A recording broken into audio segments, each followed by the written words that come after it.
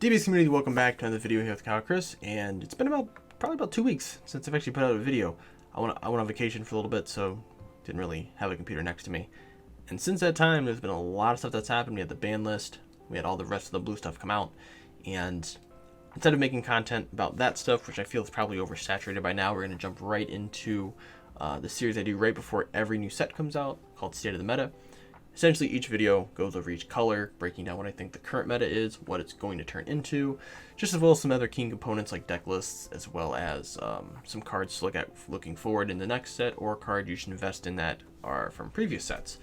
So make sure you guys like and subscribe, hit the bell for notifications, let me know what you guys think of the content, as well as you know, how the YouTube channel is doing, right? So obviously you guys can tell by the thumbnail, we're going to go over blue today. And we're going to go over something called Tier the Field, essentially. We're going to go over kind of what the idea of going into this next set, what we're looking at here, right? A lot of stuff on the screen. Don't worry, we're going to go over all of it.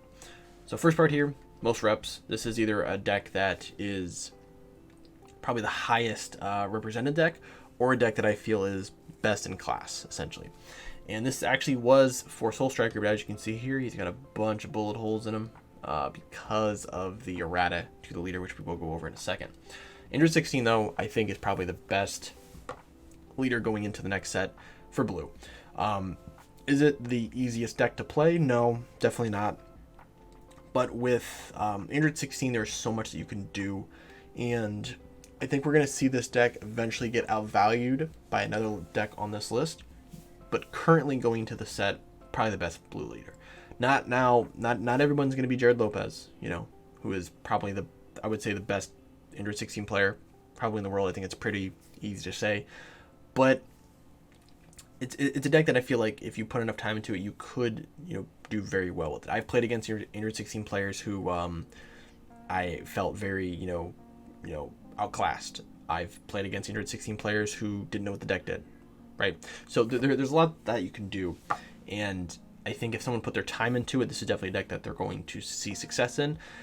Going into next set, probably by the halfway through the format, this next coming format, this will not be the best blue deck. But currently, instead going in, that is probably by far the best. Gatekeeper slot here is going to be Invoker. Now, Invoker did get hit. The card that, you know, everyone was talking about, the Android 17 card, did get hit with an errata, going down to 3 energy consumption instead of 1, or going up, I should say. And I don't think it's going to kill the deck. I think people who still want to play Invoker, I think they're still going to find ways to do things. And obviously with energy consumption, it is a little bit difficult because you have to, you know, paying 3 energy is essentially you're doing the same thing that Vegeta would do, right? Vegeta was just too easy to kill. And with Vegeta gone, or you're not playing Vegeta anymore, being able to give your leader Invoker is still very powerful. Also, you know, I think people who play Invoker and play Invoker well, they're not gonna, you know, they're still gonna play the deck, right? And this is still kind of holding that slot again until we get into next format, which I think will change a little bit. Questionable here, okay, Soul Striker.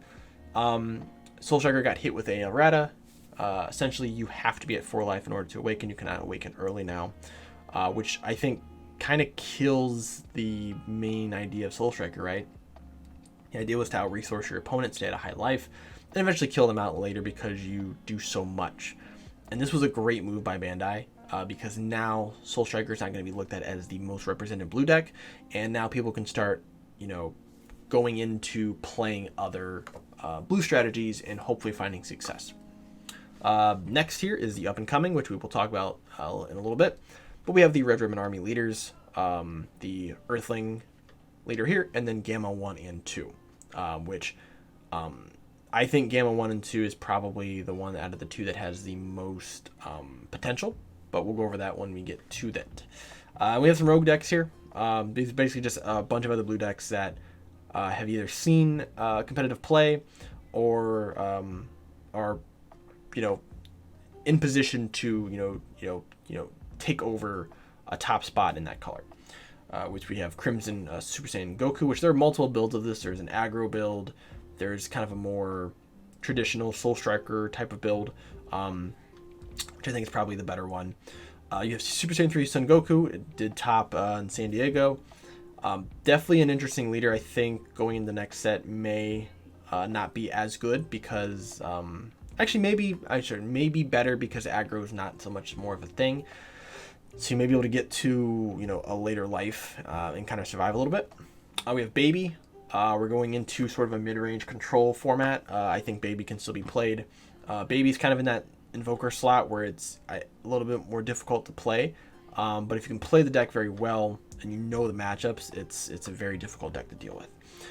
Super Saiyan 4 Vegeta is probably the best out of all of these decks.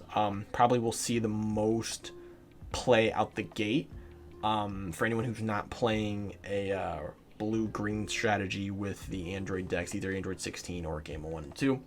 And then we have Janempa because of how popular U7 is. Other decks that just cycle through their deck so much and so quickly. Janempa will probably be relevant at some point. Mill decks definitely have a spot in this current format and probably will in the next format as well. So just going quickly over in the Android 16 deck, this is just kind of a classic version of what the deck would kind of look like. Like I said, again, very powerful deck, something that people definitely need to understand how the matchup works, at least whatever deck you're playing against. And this deck's obviously going to change slightly. They are getting a new super combo, which allows them to restand a blue-green on your opponent's turn, essentially like a Beerus super combo, which actually gives this deck more extension. Because now you can actually just restand stuff instead of using Sensu Beans. And as good as Android 18 is as a combo, being able to pop something from your opponent's hand, like I said, the deck's going to change slightly to possibly where you maybe run a split of those two. So we're definitely going to see that in the future here. And then, as I said before, Invoker. Even though the card did get errated, I still think the deck has legs. Being in a control format, it's very good for this deck. There's not a lot of aggro. You have U7. That's really it. Like, I think everything else got hit or is gone, and because of that, Invoker is going to find a place somewhere in the meta. It's going to be probably the least represented deck in the room. It's probably going to be one person, if not two, whether it's Sublet, whether it's Legends, or the other like maybe 3 or 4 people in the community who play Invoker, who play Invoker at a competitive level. You're not going to see a lot of them. You may see one, but it's definitely something you should know what it does. Because if you play against Invoker and you don't know what you're doing, it's going to end up, being bad for you. You'll end up losing. Now, as I said before, we have the 2 newest leaders here, which is going to be the Red Ribbon Robot and Gamma 1 and 2 going into next set. Now, both of these leaders, I think they're both very good. There are definitely some things that Gamma 1 and 2 does far better than the Red Ribbon Army leader. But honestly, Gamma 1 and 2 is probably going to be the best blue leader going into next format. Now, a quick list here. I know it's a little blurry. Some of these images didn't come out very well. Just kind of a quick version of what the Red Ribbon deck look like. It's going to be very low to the ground. Everything you're playing is essentially 2 cost, and then your leader allows you to draw and restand an energy. So then you're playing a lot of them out for 1 energy, right? There's a lot of extension you can do in this deck, and it's going to be something where you're just going to be swinging a lot with these 10, 15, 20Ks, and a lot of them are able to get skilled, whether it's crit or double strike, and it's just going to be kind of just swing, and then you have Hatch to kind of back you up, just in case you need to turn off a turn, essentially. There may be builds. I've seen some builds where they're not running any dimension magics, or they're running like 1 dimension magic and then just going balls at the wall with just swinging, which is a potential idea. Then we have Gamma, the Gamma Army, and as I said before, I think this is going to be the best blue leader in next set. I think a lot of the stuff with being able to play from your energy. I think the problem with this deck, as opposed to 16, is 16 lives in the combo area, right? Everything that 16 is playing is from the combo step, because it's all arrival based. However, with this deck, it's played on your turn. There are some cards you can play. I believe you can play the Android 15 counterplay here. You can play this on your opponent's turn from your energy. You have Floodgate here that you can play, not on obviously on your opponent's turn, but you can't play this from from the energy. but you have like the 9-drop Cell that's incredibly powerful. You have your dual attacker here that can bottom deck something. And then if you can get to, 8 energy, you have your giant 17-18 bomb here as well. Just a lot of stuff that this deck can do. And because you're able to essentially just restand 3 energy every turn, you're putting yourself in a very good predicament as the game goes on, especially because this format is going to be looking to be very slow. This deck's definitely going to thrive. I think there's been a few other content creators who've made some stuff about this leader. I think Eggman made a gameplay video. Honestly, I would say go check that out. I watched it. It was pretty educational, just to watch kind of a matchup go with the deck. But this is definitely something you should kind of watch out for. The 2 cards from the new set that I think are probably the most, if you're playing blue, probably 2 cards that you're going to want to get. One of them is more universal, and the other one is mainly just archetype based, which is going to be the Android 14 Inorganic Core. This is basically a Bupo for this deck. It's a 2 cost, you play it, and then your opponent has to bottom deck 2 every time that they attack. Incredibly powerful. It's searchable.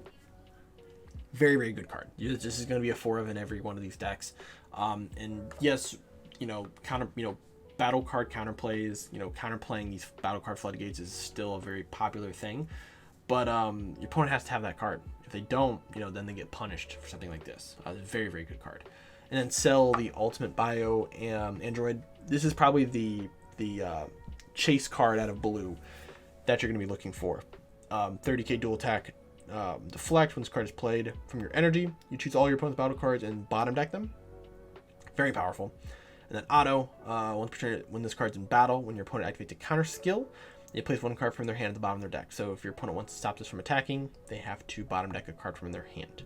And activate main for 4 energy, you play this from your hand or your energy, and then it gains double strike. So you play it for 4, becomes a 30k dual attack double strike deflect that bottom decks your entire opponent's board, not ignoring barrier, of course. But it's not leader locked to yellow. Not yellow. It's not leader locked to the blue androids, right? So you can play it in any blue deck, which is probably why they hit Soul Striker, because playing this card in Soul Striker would just make it so that the Gamma leader probably wouldn't see nearly any play. So this card's gonna be incredibly powerful, and it's a 5k combo, which is something to keep in mind too. Just because you can combo this card off, it's never gonna be dead. It's always gonna be worth something in your hand or in your energy, probably more in your energy. Now 2 cards that are from previous sets that people should be looking to buy, and make sure that you have before you go into next set, which is one's gonna be Android 17 Key Channeler, the other one's gonna be Android 18 Speedy Substitute. Speedy Substitute, it's played Android 16, so people who play that deck already, they know what this card does. This card's gonna be very powerful for Gamma because you can fix your your energy, right? You can because you have now not one but 2 check lands. If you consider this Android 17 card here, you have 2 check lands that you can use very early on, right? This card just puts a card in from your energy in rest mode, and because your leader effect also does that too on the awakened side, because your autos trigger whenever you want to, you can trigger this card first, put something in there, and then take it out, and then restand it with your leader effect, and it's very, very powerful card. Now, Android 17 Key Channeler, this is a little bit of a different card, so it's a 5k barrier, 14 cost, or 14k, 5 drop barrier. If your leader is a blue android and you have 5 more life, then gets this card's energy exhaust skill in all areas, so basically turn 1 and 2, this card's going to be a free charge for you. Activate main if your leader is a blue android. You may place this card in the owner drop area from your energy if you do play this card from the drop area. Essentially allowing you to play from the energy, and I believe, if I'm not mistaken, this should trigger the effect. I played it from the drop area, so it may not trigger fully, but the other part actually is pretty good too. So activate main, place 1 card from your energy in the owner's drop area, then choose one of your opponent's unisons and remove marker from it. Pretty helpful there. But just having a card that you can actually just use in, being able to just have it as a free charge is very, very powerful. Definitely something that people should look into, make sure that they have, or at least play test with it to see if it's definitely something that that's worth using. Also, it is a target for Fuse Zamasu as well. So if you do place Fuse Zamasu, you do have a 5 drop now that is in archetype, is searchable. Also works as the check land, so it's got a lot of use there for it. So that's what I have for you guys today for the blue state of the meta. So make sure you guys like and subscribe. Let me know what you guys think down below. Comment down below. Let me know what you guys think of, you know, where we're going with blue. Is blue going to be relevant this set? I think we will have, as long as the meta stays in this kind of control idea that it looks like we're going, blue can thrive a little bit, especially with Soul Striker out. It's going to make people think a lot more now about, you know, what they want to do blue wise. So thank you guys for watching. Thank you guys for supporting the channel, and I will see you guys in the next video.